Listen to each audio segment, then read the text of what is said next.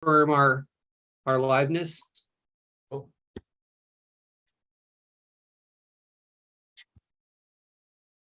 Mark, where are you located at? North Carolina, near Greensboro. Cool. Okay, awesome, man. Well, we're happy to have you here. I mean, this is a great group. There's been a lot of people that have I've seen them at $0 to a few $100. Like we got Patric on here, Patric Rulin. I think a year ago, Patric, where were you at? Like $500 to $1,000 a month? You're muted. I'm sure you're saying awesome stuff. There we go. Well, let's see. Today's September. You're good now. Yeah, last September I was at 5,400. And where are you at now?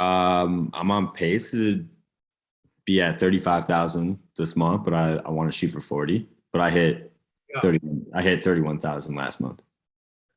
Yeah, I mean, so we certainly don't deserve all their credit for Patric's success, but I know that he's tuned in. He's taken a lot of our strategies, he's tweaked them, and he's given back a lot to the community to try to help out other people. And that's kind of what this group is about, Mark. So just trying to help each other level up and using the strategies that have worked in our agency. And honestly, I think Jeff and I and the other people on my team that tune into these calls, we learn a ton from you guys too. So just the group think really helps us all move forward, Gotcha. Awesome. All right. So let's do this. We start off every week with wins. Who has some wins from the last week? Who has done something cool in their business and moved things forward? I got a small one. Yeah. What do you got, George? All right. So some people here might really appreciate this. I inherited a done-for-you Weebly website. Finally got that lazy fat thing to rank and stay ranking. And I had been selling leads to a guy in Oregon. And today he finally agreed to, he says, hey, George, let's just put this on a subscription. So now I don't have to chase the money anymore and just comes out of the bank. So I don't know, not huge, but it's a step forward in the right direction. Yeah, I mean, getting the people on the flat fee is a big step. It certainly makes things a lot easier to manage, right? And so did you set them up with auto billing in Stripe or something like that? Oh yeah, buddy. That's it's right. Like, hey, Right hey, buddy. on. Yeah, and what credit card would you like to put your subscription on today? There we go. That's nice. Yeah. So the way I do it, I don't know if you set it up this way, but I really like to set them all up to come out on the first. I think they're just easier to manage, and you're not like, okay, did this person pay? So you can just look down on your list of clients and say what payments didn't get pulled out. And one thing I learned over the last few months is that if a client's payment kind of fails a couple times, then they just get pulled out of the rotation, and Stripe doesn't recharge them. And then like we had some people we didn't realize weren't paying for a few months. So just a heads up for anybody that is dealing with that. Congrats, George, on moving them over to a flat fee, man. That's great to hear. Who else has some wins? I got a different win this time. I had actually two credit cards got declined. Congrats, man. From my clients, but what's cool is like sometimes in the past, I'd have to reach out. The first one just fixed the card within an hour, so I didn't have to reach out there. And the other one sent me a text. I didn't reach out again, saying, hey, I'm going to pay, but my card got compromised. Can we do it Thursday? So, I mean, that's a big win for me because, we're over delivering so much that they want to pay. All right. So yeah, those cards. So that is nice awesome. When you can kind of see the importance that it is to them, that they make sure that I've got to take care of Patric here and that everything stays cool with this guy because he's driving my business, right? Yeah, Cool, that's man. fantastic. Alfredo's got it, or no, Greg's got his hand up. What's up, Greg? Hey, how you guys doing here? I just wanted to give a shout out for the LeadSnap team today. LeadSnap and Leo helped me set up my white label today, so I think it's a big win. Big Awesome. win. How is that white label for you? I haven't got all the graphics and stuff set up, but I think it's awesome. So tomorrow I'll finish setting it up and everything, but just getting the, getting all the DNS and the deal set up is fantastic. I'm gung ho on it now. Just get my few graphics done and a few other things. I got the email set up, and I'm ready to rock with it now. Very That's cool. awesome. Very So cool. thank you. I mean, well, I'll definitely have to say something to Leo there about the compliment. He works really hard for us, and not everyone is always super nice to him. And I know people are frustrated with, some, like, there's a lot of moving pieces here, and unfortunately they don't always work right. And Leo gets the brunt of it sometimes. So it's always nice when he gets an attaboy. So very cool, man. I hope you like that white label. We've got more kind of like tweaks to do to it. That's why it says it's in beta right now. But I think having people test it and make sure that it's cool, and they can test a lot more scenarios than I can think of. So awesome, cool. Congrats on getting the white label set up, man. I know that's a really good, for those of you guys who haven't looked at that. There's no charge for it in beta right now. You can play with it, and it's a really good pairing with, if you're going to sell reputation management, right? Where it can seem like the system is branded completely to your agency or whatever you want it to be. Cool. All right. Who else we got? Who else has some wins? What other winners do we have on the team today? What up, guys? I have some wins. Spencer, you were able to scratch together a win? Man, I scratched it. I kept scratching. I said, come on, big money. I'm riding that big wave, that big, the big kahuna is still, I just looked before we jumped on. I'm still over 40K for the last 30 days. So typically what I would see would be a drop because, it's this on and off again, on the gas pedal off again, because it's just me selling, but collected 7,500 since last week. Finally started collecting money on my first pre-sale site. So we launched a deck site a little over a month ago. Instantly got that bad boy ranking. The guy's got 20 phone calls, and so I hit him up for $500 a day, and he paid the invoice. So we're rolling. Very cool. Yeah, that's awesome.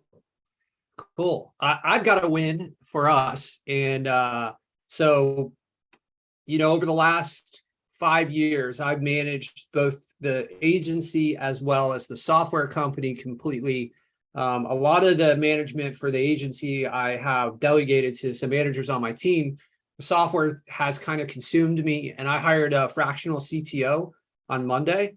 So I have a guy who's got like 25 years of experience managing software teams. He's really high level. He can dive into the code and look at all the best practices and stuff. So I'm really excited. It's not cheap. So he's fractional. So it means that he's not going to be full-time long-term. But I think what it's going to result in is, a better product, less bugs, better code reviews, all this stuff that has been incredibly frustrating for me, that maybe occasionally you guys feel pieces of it. And some of you guys have maybe had to deal with more frustrations than others, but we're investing heavily in our future to try to ramp up the software quite a bit. Another announcement that I wanted to make is I want to do, like, if anyone is open to doing like a 15-minute block with me, this isn't a coaching call. It would just be like answering some questions. If you have to be a subscriber to the software, because it's going to be questions about the software. So I've shared this. One of the high-level coaching programs that I'm in is a coaching program for SaaS companies. And as a part of that, I really, they've encouraged us to really understand the users and the benefits that they're getting, because as the founders, we can make a lot of assumptions. So if you're open to that, reach out to me. Let's jump on a Zoom call for just like 15 minutes. I got a few questions to ask. I will do something I'll throw you guys some heat maps or do something like that for you as a thank you. But just a few quick questions so that we can get a better understanding of the benefits, the features that you want to understand, and we can kind of build our roadmap around that. I have running an agency and building the software. I have maybe a better concept of the troubles and like how the software is helping and because it's helping us in our agency. That's why we built it, right? But I would love to hear it from you guys. I'd love to hear the way that you guys use it and just get a better understanding. So just send me a message on Facebook. Let's jump on a 15-minute call and just do a couple questions. So would really appreciate that. If anyone just hit me up and we'll set up a time. Okay, cool. So do we have any other final wins or questions before we jump into what we have prepared for you guys tonight? I have a question. Solon, what's up, brother? How's it going? Good, man. No wins this week, unfortunately. I'm still kind of stuck in administrative mode, if you will. And I guess I have a little win. It's not I guess a little bit of a win. It's a sales rep she's going to help me with my dentist websites because I just don't like dealing with gatekeepers. And I think that's the win, man. You were mentioning that to me when we were chatting the other day, right? That's certainly a win. That could really kind of break this logjam that you have with trying to get some of these sites sold, right? If you can have a repeatable process to get through the gatekeeper and get some of these leads you have coming in sold, I mean, that could be substantial. I think so. Yeah, I'm looking forward to it. It's when I was younger, I could deal with gatekeepers. I just can't deal. I don't have the patience for it now, I guess, whatever. But I wanted to ask you, and I don't want to sound redundant, but thank you again. The support, Jeff, everybody, you guys have been great. I have no problem continuing to pay and committed to LeadSnap because you guys have been great with me, and I can see the future in it. So I'm almost like, I want to start buying stocks when you guys are a pre-IPO. But anyway, I'm getting ahead of myself. Sorry. But I appreciate it, man.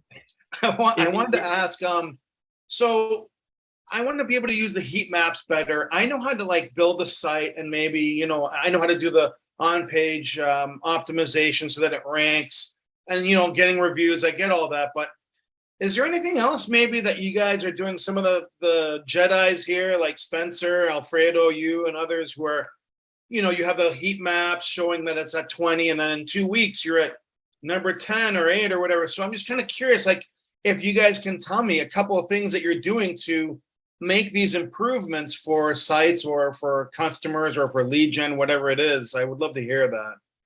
Yeah. So I don't know of a lot of people that go from 20 to ranking in 2 weeks, just so we can set the expectation and timeline on that. I see the answer. Yeah. I beg to differ. Patrick. If you choose some good niches, yeah, it can happen. But Spencer, if I were to say, hey, Spencer, go into Chicago for plumbing, right? Or these are burbs for the most part. These are burbs that I'm doing that in. I'm not doing this in New York City or Chicago, but I'm doing this from pretty much all niches. If you're not in a huge city being dominated. Right. So Spencer, and share the things that you're doing, but I think some of the things that you really want to focus on. And Jeff, if you could maybe tag Solon in a few of the videos that we've had from the past, or Solon, you can look through the features document that we have. There's a ton of strategies in there, but you want to first of all make sure that your GMP is complete, right? So everything filled out. You want real pictures, so don't put stock photography in there. You're going to have citations, and you want to start to get the reviews coming in. So if you have leads coming in, which you may not if they're ranking at 20, then there has to be a way to get reviews, because those are going to be a big ranking factor, right? The Google questions is another area that you can take advantage of. The Google My Business post is another one. So one of the things that I wanted to share with you guys, which is kind of a win for us, is we're working towards a really important solution with the Google My Business stuff. And that is not requiring you guys to have an API and monitoring GMP suspension activity, so that we can essentially push out the API to everyone. And then if your suspension level is too high, you'll get kicked off, and then you can go and get your own. But we're not. So previously what happened when we lost our API is that Like there was too much kind of nefarious activity that was happening, and it damaged the reputation of the API. So now we've built in alarm systems and tracking to identify problems. And with that, we're hoping we can reintroduce the API, and then everyone can just have access like it used to be, and you don't have to go and secure your own. So that is what we're working towards. And with that, I think the value of LeadSnap, where it's like kind of hard, we were trying to do our best to secure these APIs, but we're dealing with Google, and we've secured a number for ourselves. So we are going to hopefully in the next couple of weeks here, we'll just be releasing the API, and you know, we're going to keep a tight leash on it. If there are weird stuff going on in someone's account, then the API will be removed and disassociated from you. So yeah, so there's a lot of different other things like you know, there's Google Stacks. Like we've covered those a little bit. We're going to dive deeper into those. The traffic that goes to, like, you know, there's like courses, and this will be a part of the course that we release, is there's like some CTR, click-through rate, almost like manipulation, but you know, a lot of these different things all influence the ranking of the GMB. So Spencer, what do you have to add to that for your Spencer can rank in 15 minutes? So the other issue you guys may or may not know is make sure that on the products, the products pages, you're mirroring your website, like Alfredo just said in the chat, as well as on the services. You guys are actually filling out, there's 300 words that you can throw in each service. I'm using Jarvis to do that currently for the AI on that. Other thing I would caution people on, I've noticed it here with the GMBs I'm working on. Accounts are suspending right now, so I would probably hold off on touching them. I had one suspend earlier for just adding painting to the niche. I woke up to a landscape this morning, no reason, just suspended. So and then verified an account yesterday and it suspended. So we're jumping through a lot of the appeal process right now. So I'd caution you guys from touching them. Yeah, one other tip that I would say is you guys, just as in your normal lives, creating a local guide account is something that can be advantageous for you. And you can do that just by leaving reviews when you go places, adding photos for businesses, answering questions. There's like a whole Google experience that you can participate in. And, you know, some of these changes that we try to make to our Google My Business that result in us getting suspended can also be suggestions. So for instance, we had Google My Business or Google Business Profile that apparently someone had changed the name, or suggested a name change, because it used to be like niche city name. It was a really old one, and then it just became niche, which looks super generic. And I don't know what the intention was. If the intention was like, let me make this recommendation. If it was a competitor that was making a recommendation to something that could potentially would be a lot more likely to get suspended.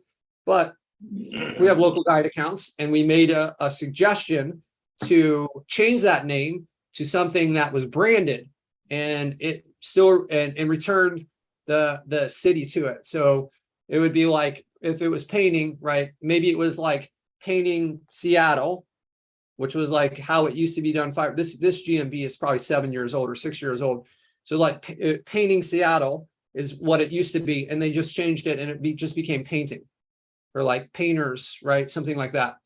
And then we put in like ABC Painters of Seattle. We made that recommendation, and instantly it went to that name, and it stayed that way, right? So we didn't even have to log into our Google My Business. That's not one that's going to likely trigger a suspension, because that's a recommendation from a local guide that doesn't really have control of the account. It's just like the local guides are a more trusted source to provide information than the average person. And Google's not always going to listen to you when you have the local guide account, but there's some value. The reviews, you'll notice, like if you leave a review as a local guide, it will stick more to the top. So those reviews can become more visible. So if you happen to have Google Business Profiles and you use the service, or you leave a review for one of yours, if it's in that city, then your reviews can be more valuable than the other reviews, which can be, you know, the reviews are a ranking factor. So I think building those up is a good resource to and you know, just like build up a little more credibility with Google, and you can use it later. Okay, cool. I want to make sure that we get into things because we're 24 minutes in and we haven't started this yet. We've got a little thing lined up for you here. So let me hold on, wait for it. Let me become generous here with my screen in just a minute. Start at this one. Okay, cool. I think we're ready for lift off. Okay. Is it true that my screen is visible? Someone Yep. frown at us? Okay. That must have been Spencer. Okay, cool. All right. So we have on our team, we have someone who used to work for Google, and their job was to identify spam websites. So they would go through and do kind of like manual reviews. And so all of this information that's on here is, one, it's from somebody who did this job. It was their job. So this is like firsthand information from somebody within our agency that worked for Google for, I think, several years, but I can't remember exactly on the timeline. Additionally, they've kind of pointed us towards resources. So this, I think, is very trusted information. And we've kind of been applying it to our agency. So we've been doing reviews of our sites and looking for these things that could get us into trouble. Okay, so these are all about spam. So that's what this is going to be about. So Google has like a classification where it's like, this website is spam. So it's kind of like you're getting put in the, the soft penalty box here, where maybe you're in one of two areas. One, you don't exist, or two, you're like, you exist, but it's going to be, we've made it hard for people to find you. So they're looking at a number of signals, and I'm going to get into this more, but there's like an automated detection and then there's a manual. So they have both of these going on. So the manual, if it's caught manually, they'll kick it to another team member and make a decision. So this isn't saying, I just want to make this clear before we get into this. This lesson isn't saying that if you do these things, you're absolutely going to get marked as spam. But or if you've done these things, you've already been marked as spam. That's not what this is. This is saying like, hey, these are what they're looking for. These are the risk factors, and you can adjust these. A lot of them aren't going to hurt your rankings, and there's not huge advantage. Some of the ways that I was taught when I was learning this and coming up are things that Google now classifies as spammy that they didn't used to. Okay, so all right, so let's get into this here. All right, what is web spam? So spam can occur in many different forms, such as so it's important to know the different types. So sites can exhibit, there could be an intention that is identified for them to manipulate the search engine. So we're talking about different information about the niche, the content, the nature of the product or service of the website. So most websites that are identified as spam are there because these things have been used to try to manipulate the rankings, which obviously this is a part of what we're trying to do, right? We're trying to, everyone on Google to some extent is trying to manipulate the rankings. No one's out there just like, hey, I just want to exist, right? They're trying to get attention, right? So some of this we'll take with a grain of salt, and we've kind of combined it with Google's guidelines, right? Okay, so improper SEO. So there's negative or black hat practices are a huge signal for spam. We're going to talk a little bit about some of that stuff. So none of these things are, like I said, an ironclad. If you do this, you're going to get marked as spam. But there are things that are going to lead that if Google finds this could be an issue. All right. And they're catching, I think they're catching all kinds of people. Like with the amount of sites we have, I'm sure that we have some that have been marked. And this employee, when we hired them, they went through, we had them go through and like, hey, these are all our sites. I want you to go through every one of them and kind of like assign like a spam score to it. So like I said, some of it is identified by humans and then it's escalated to their management team. Okay, so site identity signals. All right, so when there's a manual review, the spam pays close attention to the legitimacy of the business, right? So the domain and URL should match. So for instance, you can kind of see here, this is one of the things that we've done in the past where to help because our site would be like, if our site was water heater repair and we want to try to help our clients by putting their logo on it, then it's like inconsistent and that sticks out. So that was one of the first things that they identified for us. Our clients have been dealing with, have been working with us and handling this stuff for a long enough time period where they're they can handle that transition pretty quickly. So the advantage we're gaining from this, in my opinion, is not worth the risk that we're taking for getting marked as spam, right? So this would be, you see water heater repair New York City, and then you've got this MLJ heating and cooling, and over here would be the right way to do it. Water heater repair, and our logo and our branding kind of lines up with our domain, right? And that's going to carry on with your, with your GMBs as well, right? So we want to have those keywords, but one of the things that Jeff and I have really been discussing is instead of like having this like branded site and another branded site, what if we have like a actual company that we own? Like maybe it's like ABC water heaters, and then this could be like ABC water heater replacement of New York, and the other GMB could be ABC water replacement of Denver, right? And we could have separate sites that are doing that, but we're still kind of like sticking to that branding.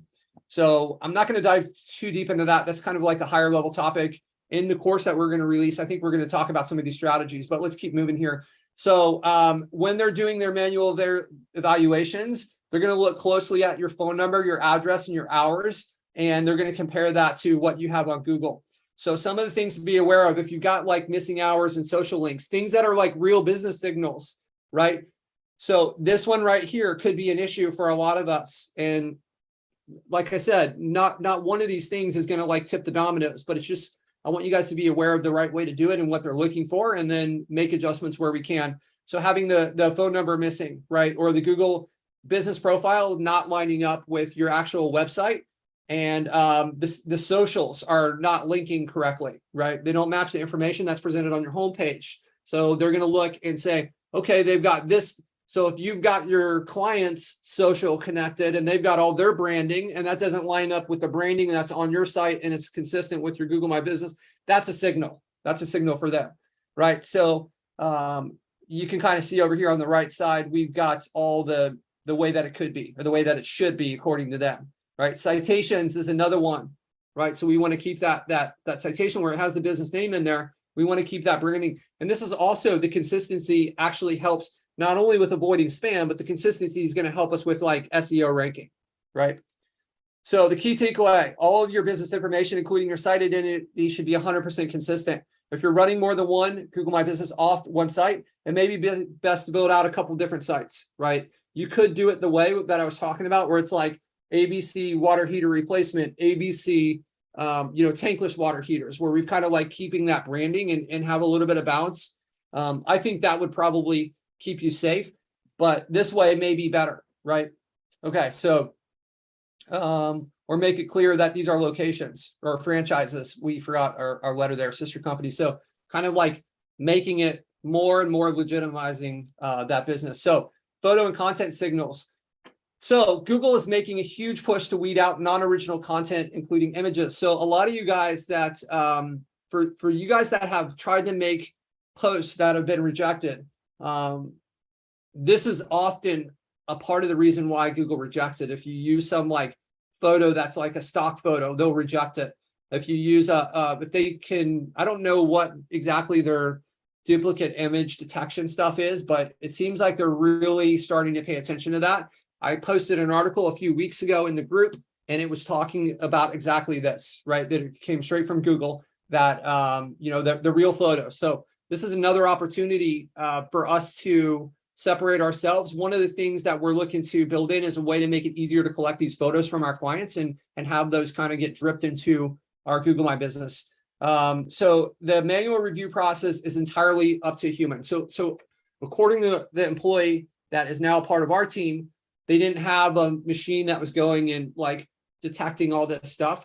But these people, I think they are reviewing the same sites within niches, and they're recognizing, and like we can look just like they can at an image and be like, that is clearly a stock photo, right? They're humans, right? They're capable of like making that decision. So again, you know, getting real photos in there and not duplicating them. It seems like it's becoming more and more important. Okay, so you can kind of see we've got some websites, and this is on Pinterest, and this is here, right? So we have information that they're kind of paying attention to these like screenshots and scraping, and you know, you can also take this stuff and put it on Google and say, Google, find this image, and it can go and identify other places where that image exists, right? So it's not doing it by like metadata or anything like that. It's actually using some kind of, because I could like take a picture of myself with my phone and put it on there, and it will go and find other pictures of me, which is kind of creepy, but cool too. So you can kind of see some of the ways that this can be done. So in this case, you can see the website is using a photo from a blog article on Pinterest. This tells a spam, the manual spam identifier that the site is possibly scraped this image, right? So that's the kind of thing that they are looking for. All right, so try to use 100%, key takeaway, try to use 100% content on your website. This includes photos. You may be able to contact your client to get original images. I really would recommend that you guys do that. I think it will actually help the website convert as well. So I think there's other benefits than just like beating Google on this. Yeah, and you could also just go and take them like if you're in landscaping and you're in a town that has grass and trees, then like you could take photos of those, right? And those would be original photos that aren't going to be, you know, so that's an example, right? Or like water heater, like there's probably lots of houses near you that have water heaters. Okay, so content, keyword stuffing is getting more and more strict. I think most of you guys know this. If you have been in this for like 10 years or 5 years, like the way Google has changed with content it's been a pretty big change, right? So Google's algorithm is really advanced and can intelligently match your website services to alike terms and areas without you having to stuff it. So there's not really a benefit to you saying like all the different ways to say like tankless water heaters, Dallas tankless water heaters, like tankless, like you don't need to say all these different, they know, like you can just mention it, do it naturally. And like if you're covering the topic in depth, then you're going to naturally use a diversity of keywords, and they're going to understand what that topic is. So don't be stuffing keywords. So spun content, I'm going to talk to you guys a little bit about this. You know, Spencer mentioned Jarvis. So Google is talking about this, and there are tools out there that you know, we've run them through in our agency, and they've done a really good job of telling us what content was written by humans and what wasn't, which was like kind of shocking. But I'm going to share one of those tools, and this is just a free one. There's other ones that I think are even more advanced, and I don't know what Google has hiding under their stuff, but spun content, duplicate content, AI generated content, RS scrapes, all of this stuff can be marked as spam. And I think this can be done in an automated fashion. So blocks of text that list cities and states that a web page is trying to rank for without relevance. So just, you've seen this, maybe you guys have it where it's just like Phoenix, Chandler, Mesa, Scottsdale. We're just like listing stuff off. Like we've seen everyone's seen those sites, right? So they don't really like that. And that is that could be a signal that like, hey, this site is just only really trying to focus on ranking rather than trying to provide good content. Repeating the same phrases or words so often it's unnatural, right? So Google's EAT policy, we'll talk about that more in just a second. It should be taken into consideration when writing content. If your content is not original, unique, or helpful, it will either be kind of like not necessarily penalized, but it can be just not indexed, right? So those of you guys that are having trouble getting things indexed, why don't you write some really good content? If you're adding value, Google wants to have that show up. Google is trying to match like the searcher with the best value. So if you provide the best value, then like you're going to get rewarded for it. And when you don't, you just put this like repetitive stuff just to have words. Like that's where we run into issues. Like I said, this doesn't mean that your site is necessarily marked as spam. Part of it's like a human factor where they have thousands of employees that are just like searching the internet and looking for these types of sites, right? Might not be indexing well. So Google's EAT. So it's expertise, authoritativeness, and trustworthiness. If you guys search, you can find a lot more about this. Are the key to getting good content. So the stuff that I've provided for you guys in the past about writing content, it really lines up with this right here. So if you just understand the philosophy of Google trying to match the website with the person who has the best information. And if you look at the websites that rank the best, like Wikipedia, they have all this like resource data and information and facts. That's what you want, right? So if you have more questions, read more about this. There's no place for keyword stuffing anymore. That's been true for a while. If you're currently using, don't panic with the spun content. AI generated content is helpful to get content ideas. Here's a tool that I was telling you guys about. You can check this out, run some of your own content through it and see what, like, it'll tell you what the percentage likelihood that this content is spun. So we've had it where we tested content that we tried doing that with, and it was like 95%. And we have stuff that we wrote and it's 95% that it's been, or no, it was like 75% that we think that this is spun. And then we have stuff that we wrote and it said like 97% that this is real.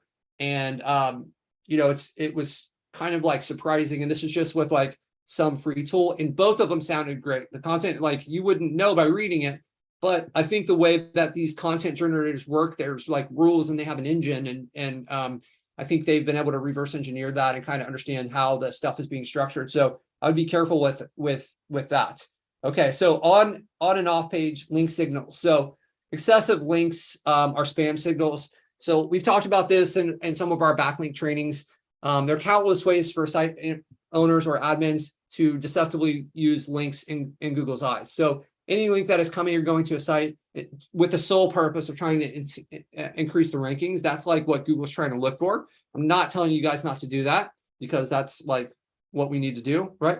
But just let's lay the foundation for what Google is looking for as a rule. So not all links are considered a link scam. There are some genuine guest posts and high value readers fly under the spam radar, right? So what counts as link spam? And again, like a lot of this stuff I'm a proponent of doing, but I want to tell you what Google thinks it is. It's like buying and selling links, right? Excessive link exchanges. So this is why when we talk about the link circles, let's not do like I link to I link to Chad and Chad links to Spencer and Spencer links to me. We need to have a bigger circle, right? Where things are kind of getting watered down a lot, right? And we need to use these sparingly.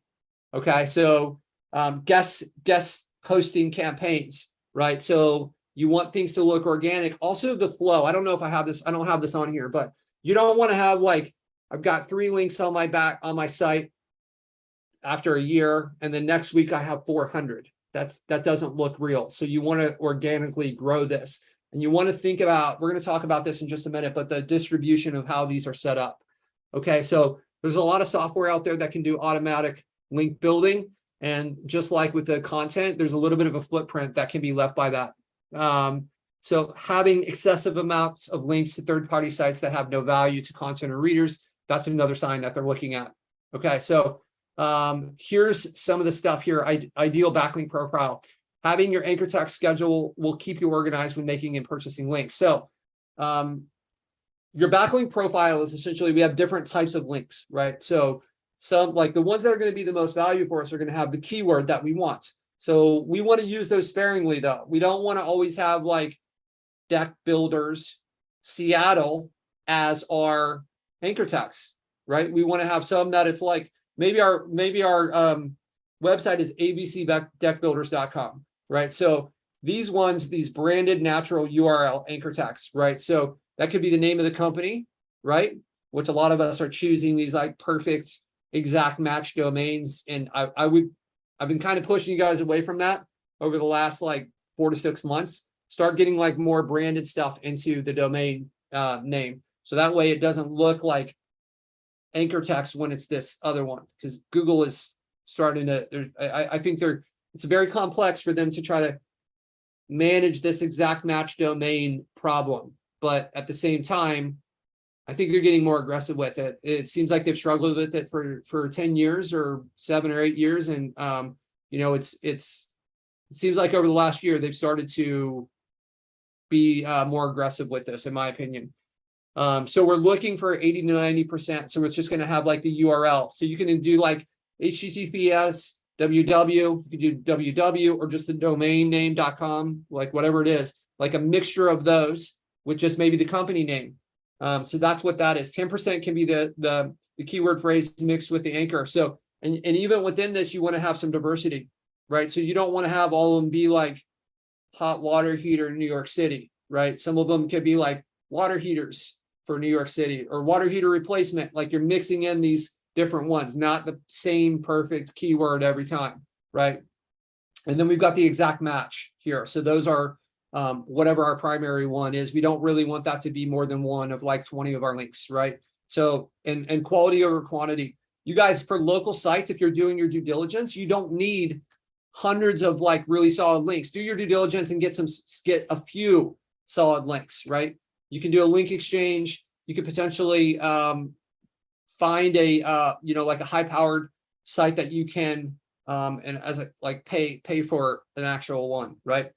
So you want to try to emulate a natural backlink profile, a good amount of high authority ones, backlink from niche relevant and location relevant sites, and you should have a good variation within that link text. Okay, so key takeaways: control your link profile, be selective with what you're putting on your site pages, and all links should be relevant and carefully placed. Be selective with this. This stuff matters, and you don't want to have to undo stuff, right?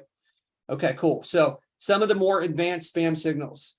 So this stuff, I don't think a lot of you guys are doing this, but it's important, and I want to make sure that we know not to do it. This is like how stuff used to be. So my first job out of college in like 2001 was doing SEO for a company. So like 21 years ago. And these are some of the strategies that we were using to do. We were doing some really like shady, spammy stuff that like it wasn't like Google wasn't really patrolling it to the same extent that they are now. And so it's like this tax where you're like getting keywords, you're trying to get them on there and you put them on the background and they can't see it. Like normal people can't see it, so it doesn't look weird to them, but Google can still read the text. So don't do stuff like that. Hiding the link with like one small character. So if you're getting like a link and it's just like a period and that's the link, like people used to do a lot of that. You would sneak them onto these other sites. I remember when I first started running this like SEO marketing agency, I was doing stuff like that. I would sneak like a period into a comment on a blog page, and then it would get approved because it didn't look like it. And it was like, but it was just, all the link was like a period. So while not expressly listed by Google, pages that are intentionally not linked to the menu or another page can be considered hidden pages or text. So this is like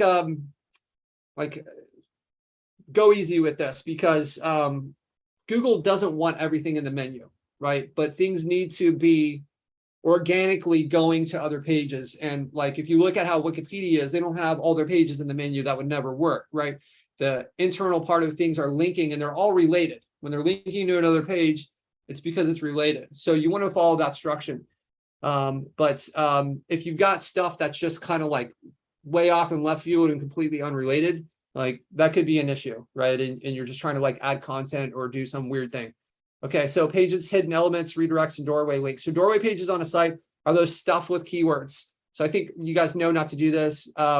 Usually when users access this page, they could be like immediately redirected, but the page can still be updated. Sites that direct a website or visitor to a different URL than one that's originally stated. So it's like a kind of a sneaky little redirect.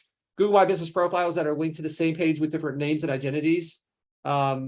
This is another like sneaky redirect thing. So these are the things that Google is looking for to identify these spam things. I'm going to take a little break here for a second, and let's just do we have any questions so far? Any of this? I know that I've been kind of going fast, and I just want to give you guys the opportunity to ask any questions we might have. I have a quick question for the hidden pages piece. Like I have some pages that are hidden for like talking about competitors, for instance, so I can rank for keywords dealing with the competitors. Are you saying essentially just to have links within other pages that go to them so they're not totally hidden, and that's okay? So this is the art, Emery, is you want to like make those be reasonable. Yeah. That they would be a part of your structure, right? Don't have it show up just as this like page about them like you need to come up with a if a human comes there and there's a legitimate reason why this should be here, then it won't be marked. But if it does it pass the smell test, can you make up a reason of why this should be there, and then present it that way, right? So maybe you're talking about like the history of plumbing in Las Vegas, and we're going to talk about like, hey, here are some of the companies that have, or whatever, and then you can go through and try to do it that way. I'm not sure. Is that how you have it set up, or does it look kind of spammy how you have it set up now? Yeah, no, I think it's reasonable. I'm like essentially just kind of putting them in a spotlight, like making kind of like blog articles saying good things about them essentially. Okay. The main piece essentially being so that I can, because a lot of them have, or at least some of them have pretty decent volume for ranking for them. So I'm not like putting them down or making it anything weird. It's kind of like I say on one side, I might have had like 5 or 6 of these, and it might have been like a weekly sort of like blog article thing of like, you know, local highlight for this or that. Yeah. I think there's another like piece here. So put yourself in the customer's shoes and you search, like, first of all, there's a few different angles here. So like, it's going to be pretty easy to rank for somebody else's name because there's not a lot of like competition for their name usually, unless they have like an exact match, exact match name, right? However, when somebody is searching for this, if I'm searching for a company by name, that's the company I'm looking for. And I don't want to go to this other company. That's why I wasn't searching for like plumber, and I'm like looking for this company. So I would question the value of that ranking, even though it has traffic. And you would need to have a really good funnel, essentially. Like, how are you going to pull them away? Because just finding this blog article that compliments them is not going to be like, oh, okay, well, this third-party plumbing company that I wasn't looking for is saying nice things about this one. Let me use their service instead. Like you need to have an offer on that page that's going to pull them off of that. And otherwise, like, I don't know the value of that traffic is actually going to convert for, even though there might be search volume for it, right? It could be that, hey, we had a great experience with Randy's Plumbing like a year ago. I love them. I'm going to find them. That's my choice. Let me look for Randy's Plumbing. And then I find this other site. Wait, they're like, oh, they're going to call in and like, oh, this isn't Randy's Plumbing, or they're going to realize that it's not Randy's Plumbing. And then they're going to go continue to try to search for it. Right. So yeah, I get you. Potentially like putting some sort of comparisons or something that can elevate us while still not saying anything like negative about them, maybe. But yeah, I would think more of, I would think more of like, hey, whatever it is that like brought them in there, maybe like $197 off. You know, one cool thing that we used to do, and it ended up causing some confusion, is like we had our developers program like $197 off, and then we had them programmed so the offer would always be counting down from 7 days. So if it's like today, it says like this offer is good until September 14th. And then if they come back tomorrow, it still says September 14th. But then when September 14th hits, it adds like another 7 days, right? So we were trying to create urgency where if they come today and they don't get it and they come back, they see like this hasn't changed and I'm about to run out of time, right? And then like after a week or so, we have new people coming, and now the time has been extended. And we would have like a little code that they have to mention to be able to get it. And it ended up like we talked to our contractors about it, and then they just like forgot and it was confused. And they're like, what is this? Not a lot of people were taking advantage of it, but having some kind of offer like that, where it's like, you have to give them a really good reason that they're going to jump ship on the ship that they were looking for. Right. And that has to be some kind of enticing offer in my mind. But I love where your mind's at with this. And I've thought of doing this. And I think for certain things, it will make a lot of sense. But, you know, like if you're advertising a software company, I think that one would make more sense than like people are going to have a lot more loyalty to somebody that was in their house and doing this work, and they've like have some kind of personal connection. I think it's going to be hard to pull someone around away from that. And just getting traffic on your site, while there's benefits to that, I'm not sure you're going to get a lot of extra leads from it, and you're going to be putting in, you know, kind of more effort to get that. And I just don't know if it's worth it for you. So yeah, that's my 2 cents. We have any other questions before we move on? I don't see any in the chat or anything. Okay, cool. All right. Alrighty, let's see here. So malicious pages and site content. So in the SEO realm, malicious content can be any of these. Changing or manipulating the location of content on a page so that users think they're on one thing, but is really another. Right. So, so there's tools out there that will like swap content in real time. Having like ads and pop-ups promoting like apps and software, this kind of like spammy stuff is another thing. I think most of you guys know not to do this, having like stupid little files. This is not the same thing as like, I'm not telling you not to have like a lead magnet. So we're kind of working on lead magnets for ourselves, and like I'm going to build out training on that. That's not what this is. Changing, doing any kind of like hacky type stuff to people's browsers, and tracking their information without consents. You guys should have privacy policies and like terms on your sites. You can have a general thing. That's a legitimacy sign that I think is not on here that you should pay attention to. All of you guys should have a valid SSL. If you don't get it, like if you go through Namecheap, it's free. And there's a number of other ones that it's free with your like domain. So, okay. So those are like, I think some of this stuff is, you know, it has to be said, but I think for most of you guys that have started this business model in the last few years, you know to do this. Key takeaways, be cautious with the redirects, avoid malicious site behavior, make sure you got your SSL, and make sure your links and buttons are going to the appropriate pages, and, you know, avoid that spammy stuff that we talked about. Okay, cool. So best practices, from an SEO standpoint, you'll encounter 2 possible outcomes if your site is incurring spam or suspicion of spam. A crawler detects spam on your website. It is automatically, this is like back to the beginning of the call, like it can be automatically knocked down your site in the rankings. A human comes through and finds it. So there's those 2 different ways. You will not get, they're not going to like reach out to you and be like, hey, hey, Greg Adams, this is Patrick from Google. We've noticed that you're doing some like really shady stuff on your site. So we're going to penalize you. They won't do that. You're not going to know. You have to pay attention. Yeah, Greg, that wasn't a coincidence that I picked you. No, I'm just kidding. So they're not going to notify you, but if you see like a rankings drop and you're doing some of these things, this could be the result of that. It could be other things too. There could be competitors that have come in, right? But I want you guys to be aware that this can happen and that this can exist. Okay.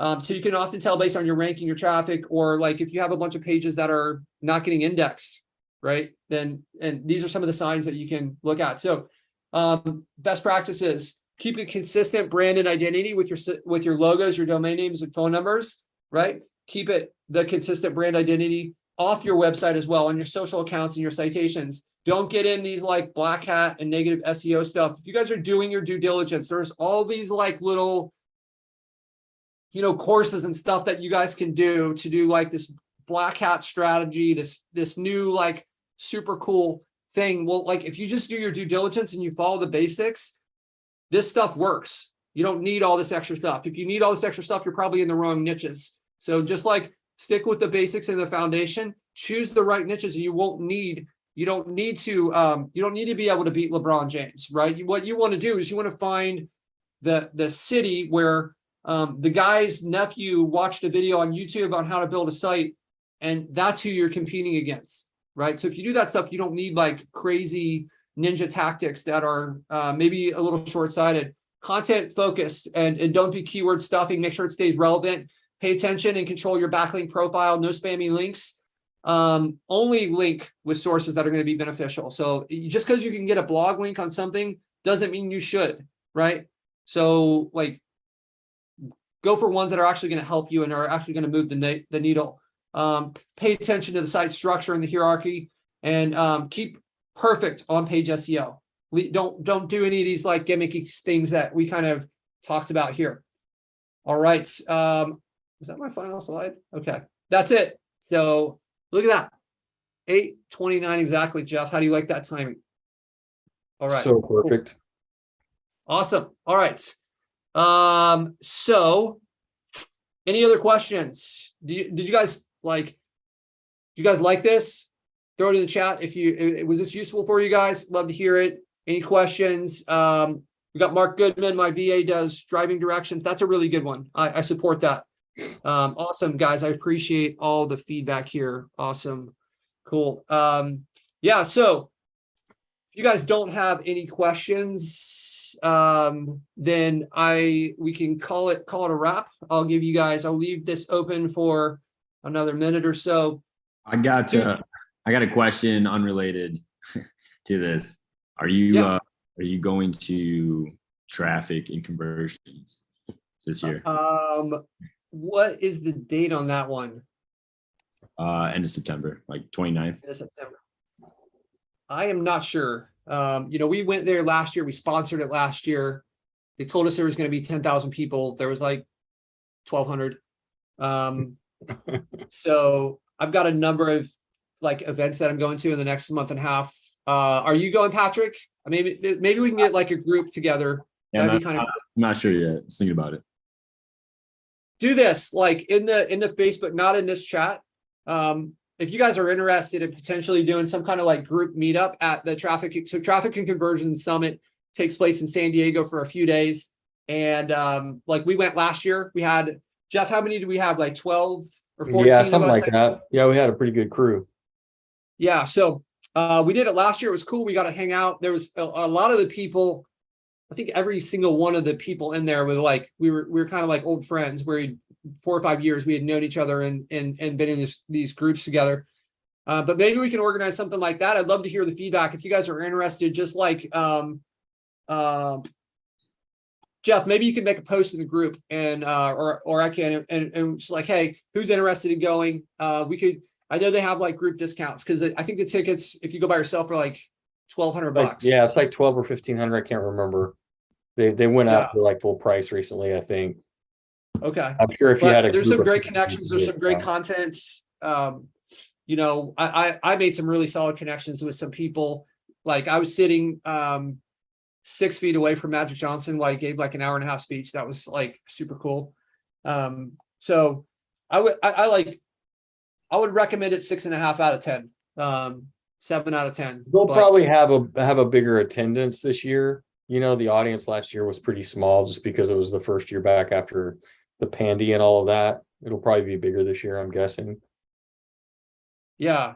Jeff, I got an idea. We could probably like get like last year we were able to finagle like all those tickets for free when we sponsored, and maybe we could have like a kitty where people, instead of having to pay like $1,200, we get a collection of people that pay $500 and we kind of like split it, and then we give the tickets to the people that join us, right? Like it's just most of those tickets were attendee and they weren't VIP, so you didn't get access to some of the stuff. You could just get access to the exhibit hall. So I think that's what most. We did share the VIP pass though for a few people, right? Me, you, and Fernanda had them. Yeah. Yeah, I think I gave mine to Jackson for a little while. Okay. So I'm down. We'll make a post and we'll see what the feedback looks like on that and see if we can come up with some kind of deal. Okay, cool. Patrick, I'd love to hang out though if you're interested in that, man. That'd be cool. Spencer, it's on the way back from Cabo anyway, bro. Come on now. It's a short stopover.